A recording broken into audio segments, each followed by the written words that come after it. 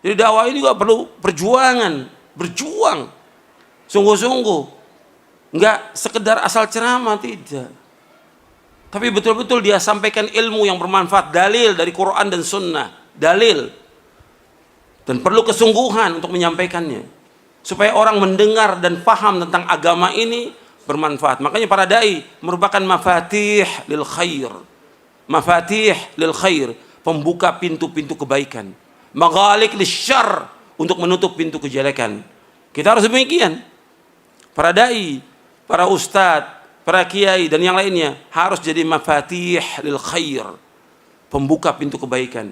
Kata Nabi, di antara manusia ada yang mereka ini pembuka pintu kebaikan, menutup pintu kejelekan. Tapi ada di antara manusia baghaliq lil khair, mafatih lil syarr.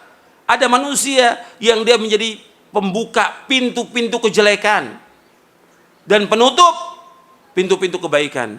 Ada nggak di antara manusia? Ada. Bahkan tokoh-tokoh agama, dia mengerjakan apa? Kesyirikan. Membuka pintu apa di sini? Kejelekan. Kejelekan yang paling jelek, kemungkaran yang paling mungkar, maksiat yang paling maksiat apa? Syirik. Kezoliman yang paling zolim, syirik.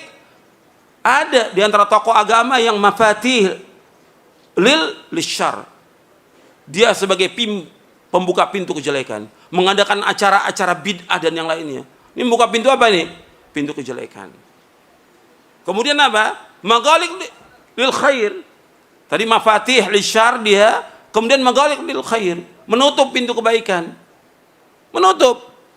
Orang mau ceramah dilarang. Orang mau ini enggak boleh. Ini maghaliq apa? Lil khair, menutup pintu kebaikan. Ada enggak yang seperti itu? Ada. Berat hukumannya orang begini. Di dunia berat, di akhirat berat nanti.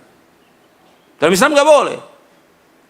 Dalam Islam mesti jadi kita pintu mafatilil khair, maghaliq lisyarr, pembuka pintu kebaikan dan menutup pintu semua kejelekan. Kejelekan selamanya nggak boleh didukung, nggak boleh dibantu, nggak boleh selamanya.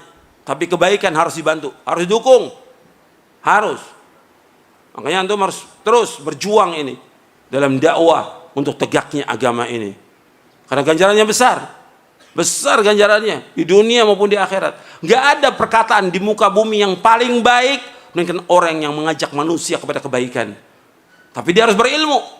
Allah menyebutkan dalam surah Fussilat, "Wa man ahsanu qawlan mimman da'a ila Allah wa 'amila salihan wa qala innani minal muslimin."